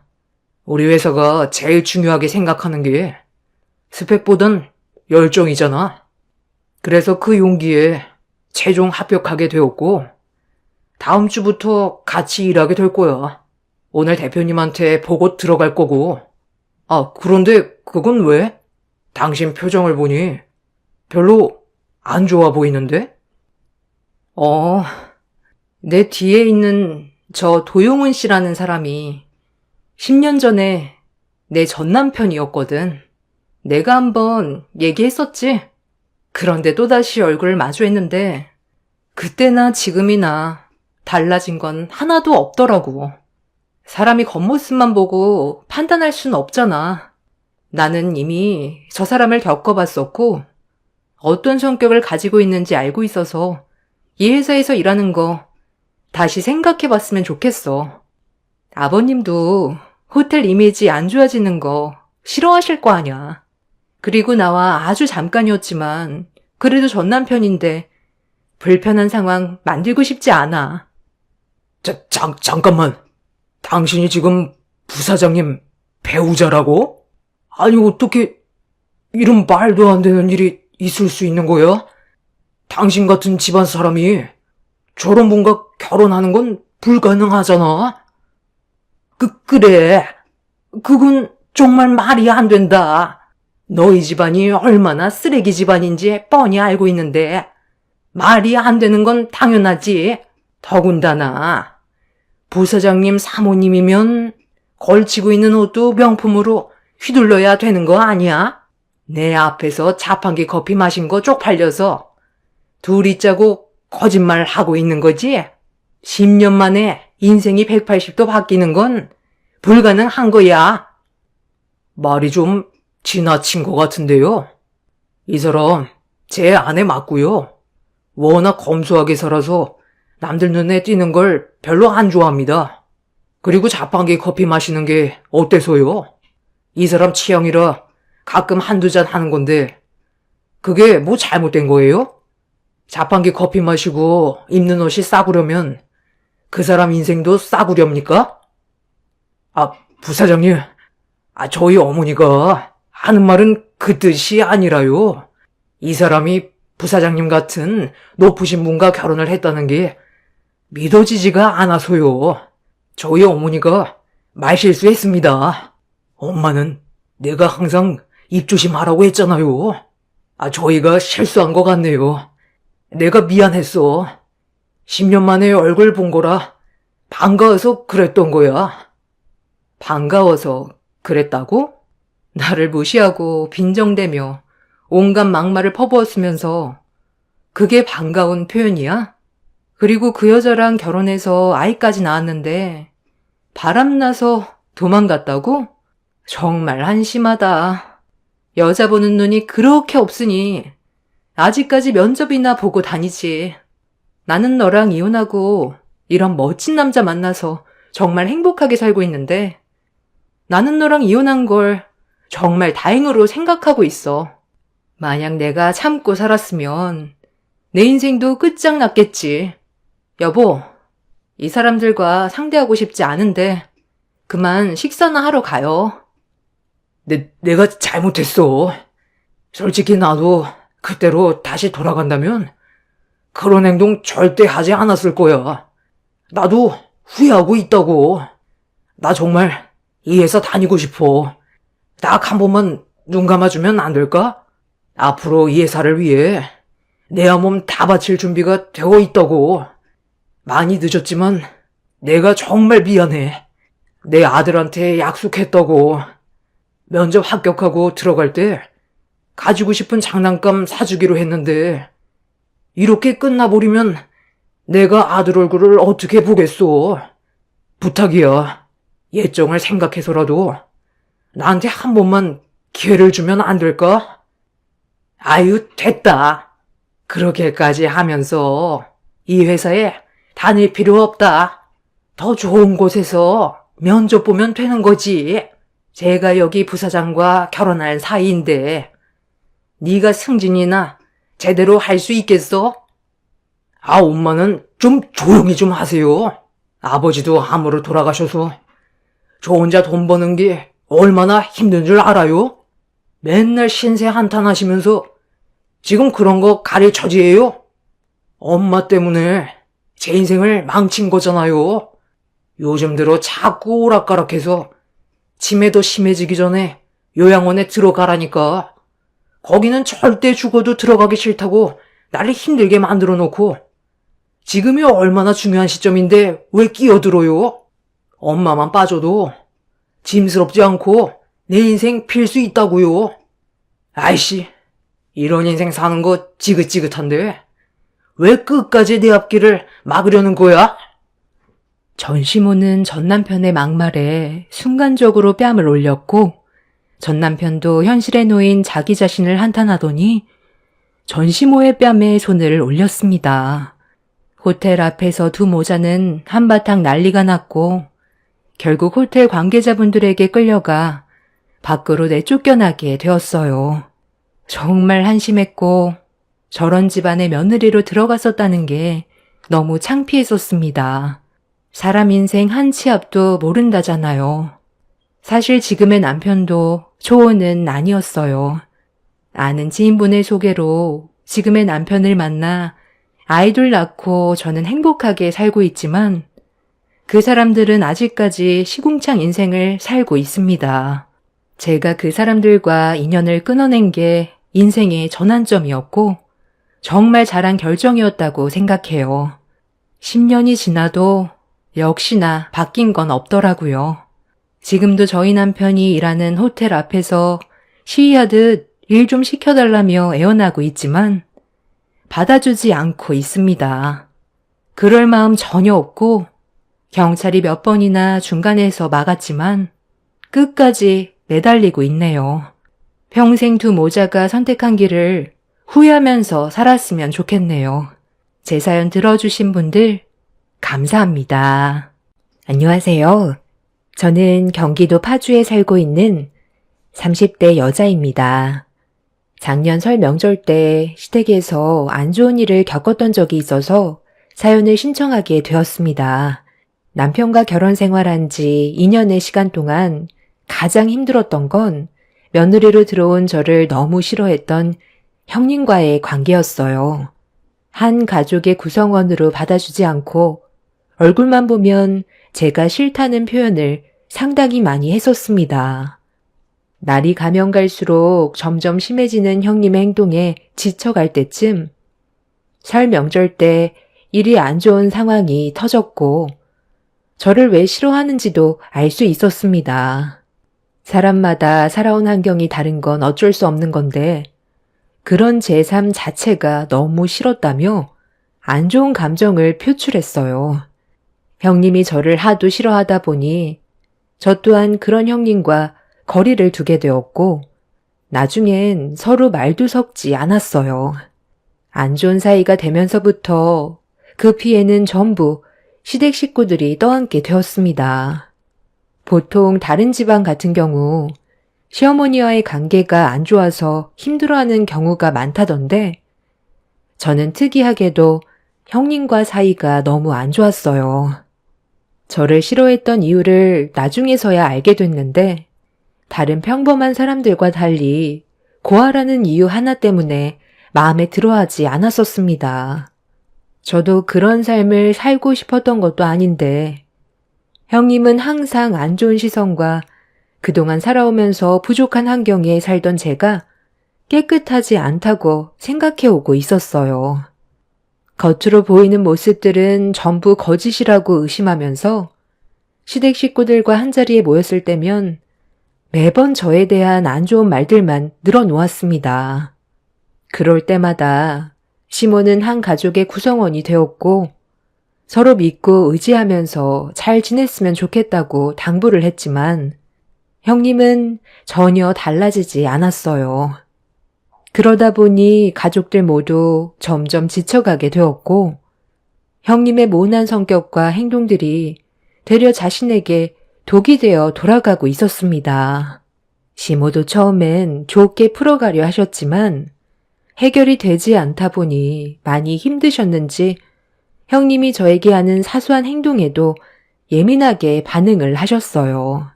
그리고 이런 안 좋은 감정선이 결국 설 명절 때 터져버리게 되었습니다. 가족 모두가 한자리에 모여 식사할 때까지만 해도 분위기가 나쁘지는 않았어요. 늘 처음 시작은 조용한 분위기로 시작됐지만 시간이 지날수록 형님의 사소한 행동 하나하나가 조금씩 가족들을 불편하게 만들었습니다. 조용하게 식사가 끝이 나고 모두가 거실에 모여 시모가 미리 준비해 두셨던 과일을 함께 먹고 있는데 형님이 세배를 해야 되지 않겠냐며 조카를 떠밀었어요. 시모는 과일 먹다 말고 갑자기 무슨 세배냐며 불편해 하셨어요. 아니, 왜요? 모여있을 때 해야죠. 그럼 언제 해요? 저희 저녁에 올라가 봐야 하는데, 아버님은 이미 술도 많이 드셨고, 피곤해 하시는 것 같은데, 방으로 들어가시기 전에 해야죠. 어머님은 제가 뭐만 하려고 하면 꼭 한마디씩 하시더라. 그렇게 마음에 안 드세요? 우리 집안 장손자가 세배하겠다는데, 좋아해 주셔야 되는 거 아니에요? 너는 내가 말하는 뜻을 못 알아먹는 거니? 일단 정리가 좀 되고 나서 준비가 됐을 때 세배를 해도 늦지 않다는 건데 작은 며느리가 너희 시아버지랑 대화하고 있는 걸 봤으면서 갑자기 끼어들어 중간에서 차단을 하니까 얘기하는 거다. 작은 애가 임신 초기인 거 너도 모르는 거 아니잖아. 대화 도중에 갑자기 끼어드는 거 예의가 아닌 거 알면서 그런 식으로 행동하면 당연히 좋은 말이 나갈 순 없지. 눈치가 없는 거야. 아니면 작은 며느리한테 관심이 가는 게 꼴 보기 싫은 거니? 너는 꼭 작은 애한테 관심이 쏠리면 중간에서 차단을 하더라. 깜빡이 켜고 들어오면 누가 뭐라고 하니? 제발 눈치껏 좀 행동하자. 네. 제가 눈치 없이 행동해서 죄송합니다. 어머님 손자가 아까부터 세배하고 싶다고 했었는데 동서가 임신했다고 어머님 장손자는 안중에도 없는 것 같아 서운해서 끼어들었어요.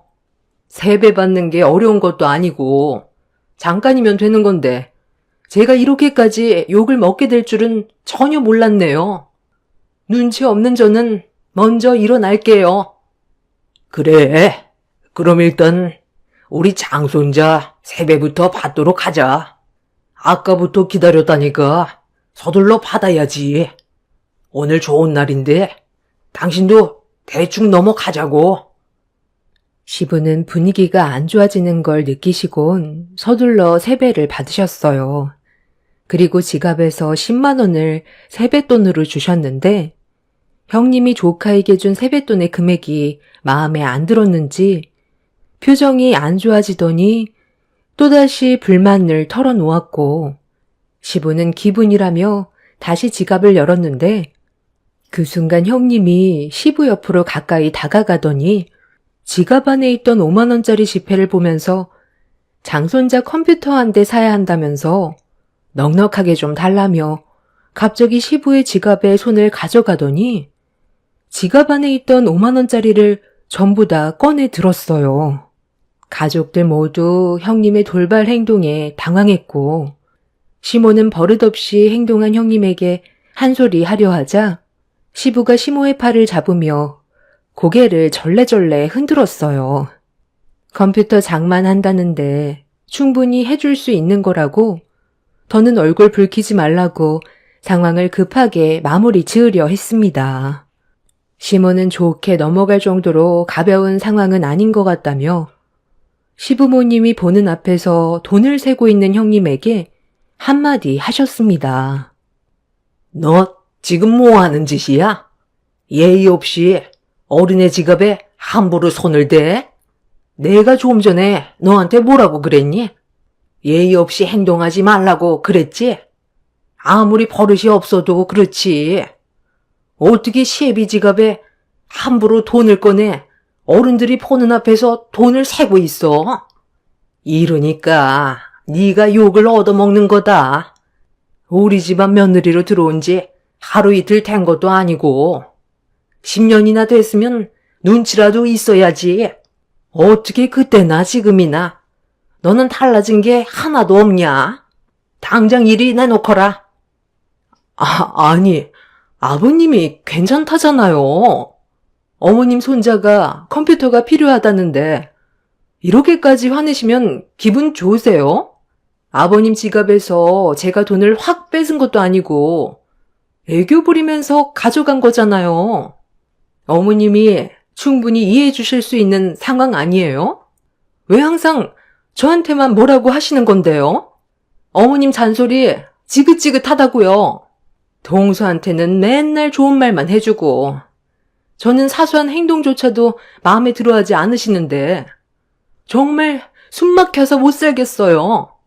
어머님이랑 얼굴 안 보며 살고 싶다고요. 나이를 헛먹었구만. 네가 그 모양 그 꼴이니 애가 뭘 보고 배우겠어? 앞으로가 막막하다 막막해. 내 얼굴 보고 싶지 않으면 다음부터 오지 마라. 나는 너 얼굴 보고 싶은 줄 아니? 맨날 불만 투성해. 예의라고는 눈꽃만큼도 없고 거기에다가 질투는 또 왜 이렇게 많은지. 작은 애와 조금만 대화 나누려 하면 끼어들어서 차단하고 이게 애지 어른이야?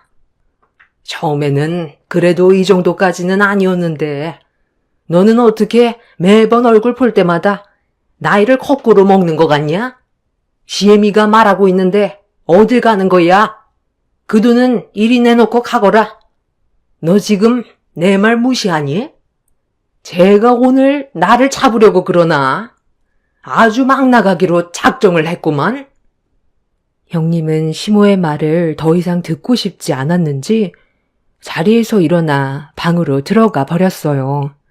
시모가 시부 지갑에서 꺼낸 돈을 내놓으라고 했는데도 형님은 돈을 돌려주지 않고 방으로 들어갔어요. 컴퓨터를 하나 장만해주고 싶다고 미리 아버님한테 얘기해서 돈을 달라고 했다면 고민하지도 않고 주셨을 테지만 형님의 행동 방식이 문제가 되는 거였습니다. 애교를 부리면서 지갑에서 돈을 빼갔다 해도 아버님 지갑에 함부로 손을 대는 건 누가 봐도 잘못된 건데 그걸 서운하게 생각하는 형님이 저도 이해가 되지 않았어요. 가족들과 모임을 가질 때면 매번 살얼음판을 걷는 것처럼 불안했었고 조만간 엄청난 폭풍이 휘몰아칠 것 같아 걱정이 많았습니다. 그날 분위기는 좀처럼 회복이 되지 않았고 형님은 저녁이 될 때까지 방에서 나오지 않았어요. 저녁 식사 시간이 됐는데도 형님은 나오려 하지 않자 시모가 한숨을 쉬면서 형님을 밖으로 불렀고 억지로 나와서 그런지 입이 산만하게 튀어나와 있었어요. 시모는 더 이상의 안 좋은 분위기를 만들고 싶지 않았는지 최대한 침착하게 대화로 풀어나가셨어요. 시모는 얼굴 붉히면서 살고 싶지 않다며 행동을 하기 전에 한 번 더 생각하라며 상황을 좋게 마무리 지으셨고 형님도 좀 전에 있었던 일들에 대해서는 죄송하게 생각한다면서 일을 크게 만들지 않으려 했어요. 그런데 잠시 뒤 엄청난 사건이 터져버릴 거라곤 아무도 예상하지 못했어요. 저녁 식사를 끝낸 뒤 저는 설거지를 하고 있었는데 옆에서 도와주던 형님이 잠깐 자리를 비웠어요. 그런데 몇 분 뒤 다시 주방으로 돌아온 형님은 설거지하고 있던 제 어깨를 잡아 강하게 돌려 세운 뒤 흥분한 얼굴로 한마디 했습니다. 너지? 솔직하게 얘기하는 게 좋을 거야. 너 좀 전에 화장실 간다고 자리를 비웠을 때 가족들 모두 식사하고 있었잖아. 그 잠깐 사이 어디 갔다 온 거야? 형님, 갑자기 왜 그래요? 무슨 말을 하는 건지 전혀 모르겠어요. 화장실 갔다가 바로 자리에 앉았잖아요. 제가 어디를 다녀와요? 화장실에서 볼일 보고 바로 주방으로 들어왔는데요. 흥분하지 말고 제가 상황을 이해할 수 있게 설명을 좀 해주세요. 뭐 때문에 그러는 건지 모르겠지만 저와는 연관이 없는 것 같아요. 연관이 없다고? 아까 밥 먹을 때 너만 자리를 비웠었는데 어떻게 연관이 없을 수가 있어? 내 방에 들어왔잖아. 마지막으로 기회 주는 거야. 네가 가져갔지? 아니, 무슨 마지막 기회요. 그리고 제가 뭘 가져갔다는 건데요? 무슨 말을 하는 건지 하나도 모르겠어요. 제가 형님 방에서 뭘 가져가기라도 했다는 건데요. 그래, 네가 가져갔잖아. 아버님이 우리 아들한테 세뱃돈으로 주신 80만 원, 그게 없어졌다고. 밥 먹기 전까지 돈이 있는 걸 분명히 확인했는데 지금 다시 확인하니까 80만 원이 사라져 버렸다고. 그 돈 우리 아들 컴퓨터 사주려고 힘들게 받은 거 두 눈으로 봤으면서 어떻게 그걸 가져갈 수가 있어?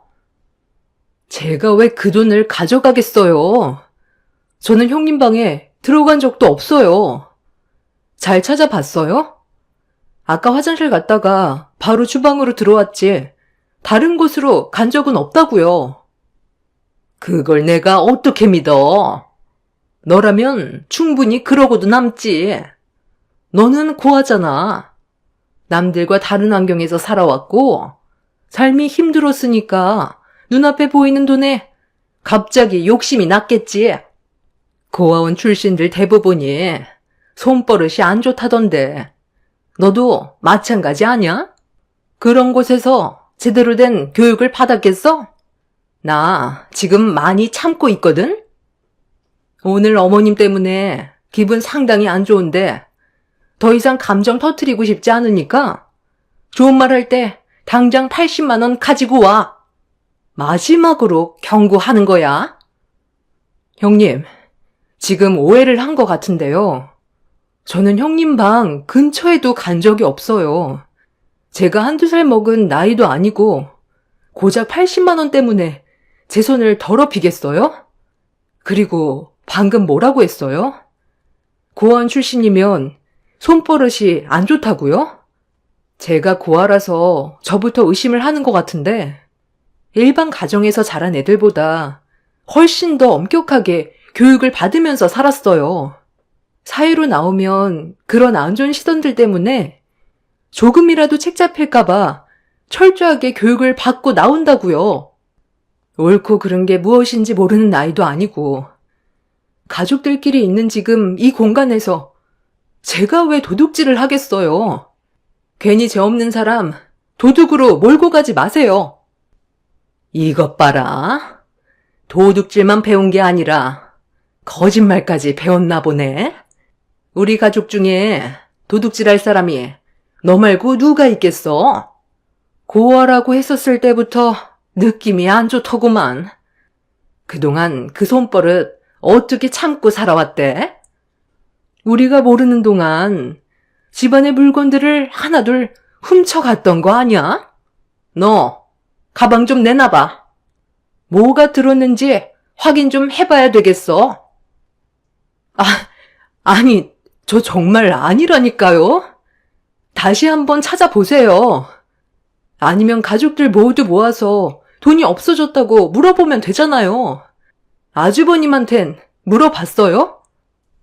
그냥 딱 봐도 네가 훔쳐갔는데 어디서 잔머리를 굴리고 있어? 가방 내놓으라니까. 얼굴 표정 관리가 안 되네. 다른 사람은 속여도 나는 절대 못 속여. 우리 아들 컴퓨터 살 돈 80만 원 당장 내놔. 이 손버릇 고약한 고아녀나.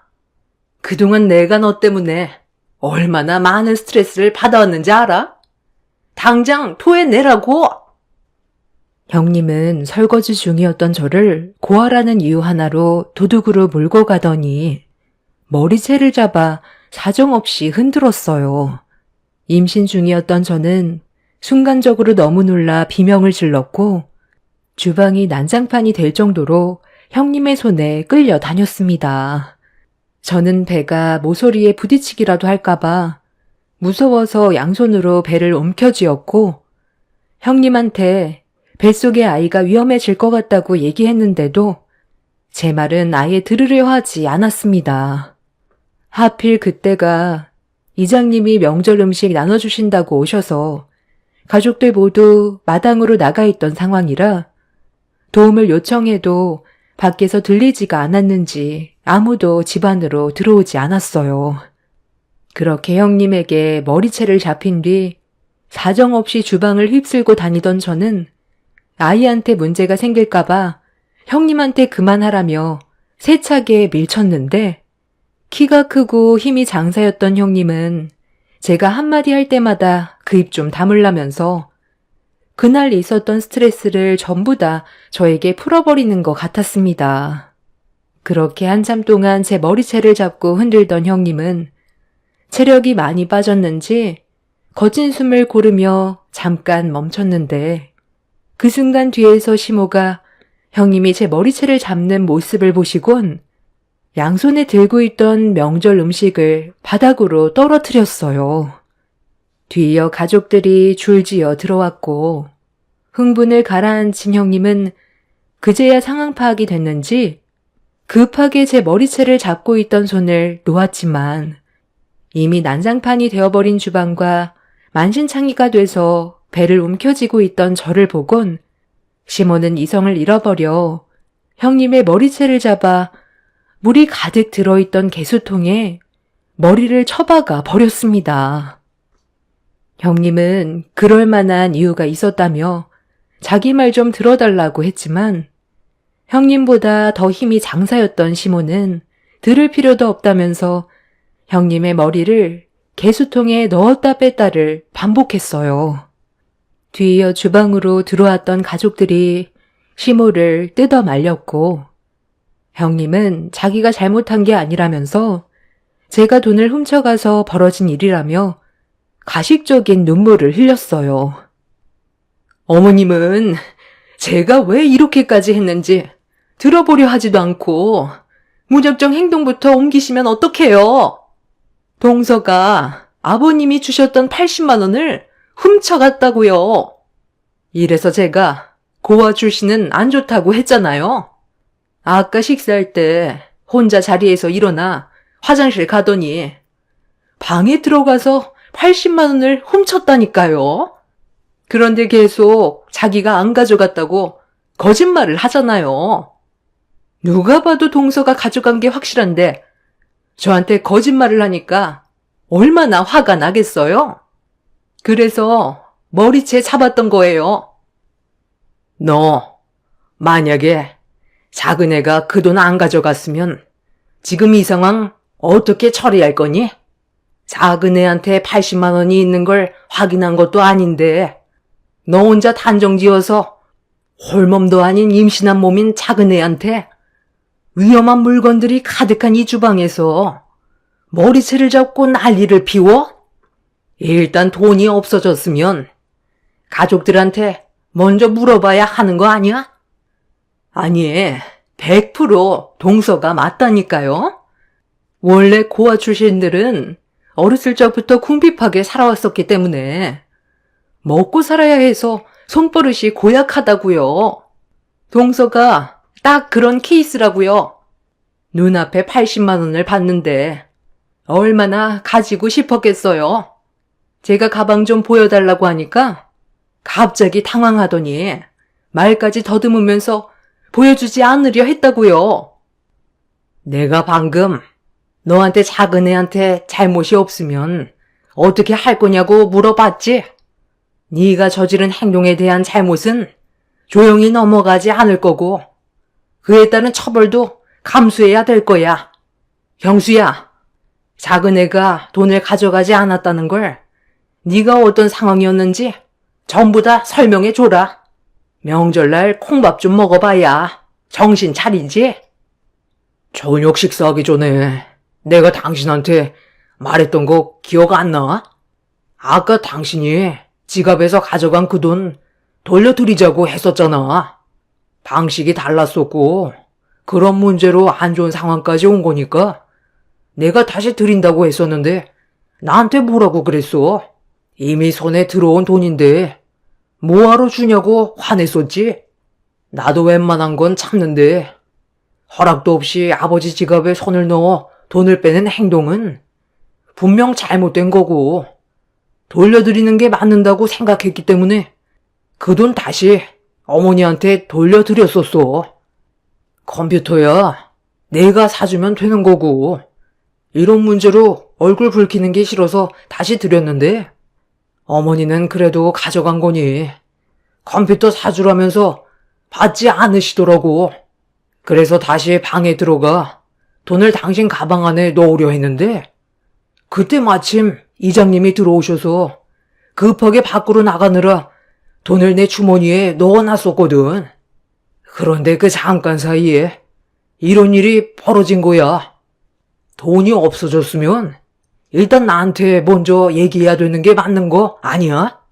당신은 재수 씨가 고아였고 마음에 안 드니까 먼저 의심을 한 거고 아니라는 말을 했는데도 아예 들으려 하지도 않았잖아. 왜 이렇게 생각 없이 행동하는 거야?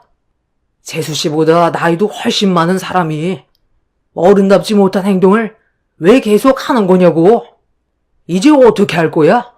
자, 봐봐. 내가 돈을 가지고 있잖아. 당신 처음부터 계속 잘못을 해와놓고 왜 재수 씨한테 탓을 돌리는 건데? 아니, 당신이 그 돈을 왜 가지고 있어? 나한테 미리 말을 했어야지. 나는 그런 사실도 전혀 모르고 있었잖아. 한마디라도 더 해줬으면 이런 일은 없었을 거라고. 큰아들이 네가 한 행동 때문에 얼마나 마음에 걸렸으면 돈을 돌려주려 했었겠어. 그래도 상식적으로 생각을 해봐라. 돈이 없어졌으면 먼저 누구한테 물어봐야 돼? 좀 전에 그런 대화를 나눴던 네 남편한테 물어봐야 되는 게 맞는 거잖아. 고아 출신이면 앞뒤 무시하고 무작정 머리채부터 잡아도 된다는 거야? 아주버님 손에 들려있던 돈을 본 형님은 동공이 흔들렸고 온 가족의 따가운 시선에 상황을 수습하려 했지만 이미 돌이킬 수 없게 되어버렸습니다. 형님은 오해를 만든 아주버님 때문에 벌어진 거라면서 급하게 그 자리를 회피하려고 방으로 들어가더니 짐을 싸가지고 나와 도망치려 하고 있었어요. 시모는 그런 형님을 붙잡더니 어딜 가냐고 캐리어를 뺏었고 형님은 집으로 돌아갈 거라면서 시모 손에 쥐어진 캐리어를 다시 뺏으려는데 그 순간 캐리어가 열리면서 또 다른 충격 반전이 눈앞에 펼쳐졌습니다. 캐리어 안에 물건들이 밖으로 튀어나왔는데 바닥에 흩어진 금품들이 눈에 들어왔어요. 아니, 이게 왜 너한테 있는 거냐? 아니, 정말 어이가 없네.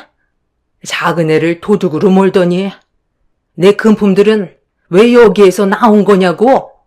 이것도 작은 애가 꾸민 일이라고 말할 거니? 그거요? 좀 전에 어머님이 마당으로 나가셨을 때 방문이 열려있길래 닫으려 했는데 화장대 위에 액세서리가 너무 이뻐서 잠깐 착용해 봤거든요. 그런데 며칠 뒤에 제가 중요한 모임이 있는데 그때 착용하고 나가면 괜찮을 것 같아 며칠만 쓰고 다시 돌려드리려 했었어요. 가족들끼리 그 정도는 할 수 있잖아요. 내가 이 액세서리 찾고 있었다면 너는 또 작은 며느리를 범인으로 몰고 가려 했었겠네. 고아 출신 들먹거리면서 방금처럼 똑같이 행동했겠지. 어머님은 저를 뭘로 보고 그렇게 판단하세요? 좀 전에 있던 상황은 충분한 오해의 소지가 있던 거라고요. 이건 그냥 제가 잠깐 빌려던 것 뿐이었어요. 나는 너를 절대로 용서할 수가 없을 것 같다. 아무리 가족이라 해도 받을 수 있는 것도 한계가 있거든.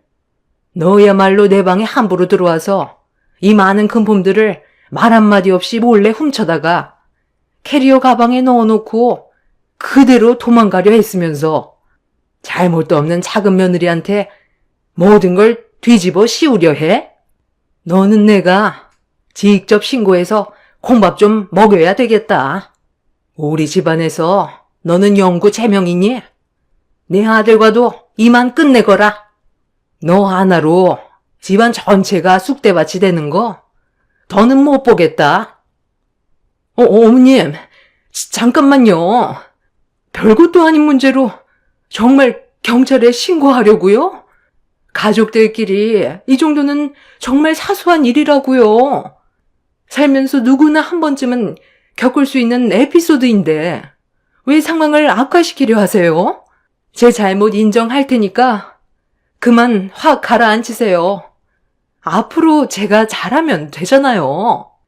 좋게 풀면 안 될까요? 시몬은 더 이상 형님의 말을 들으려 하지 않았어요. 그리고 그 자리에서 경찰에 신고를 했고 가족들 모두 형님을 바라보기만 할 뿐 아무도 말리지 않았어요. 아주버님 또한 형님의 캐리어 가방에서 시모의 금품이 쏟아져 나온 걸 두 눈으로 확인하는 순간 많은 실망을 했는지 방으로 들어가 버렸습니다.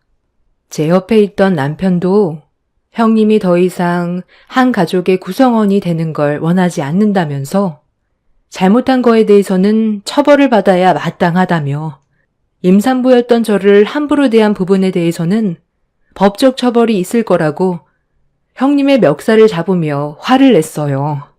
그제야 심각성을 인지한 형님은 저에게 급하게 달려와 손이 발이 되도록 용서를 구했지만 저는 그런 형님의 용서를 받아주지 않았습니다.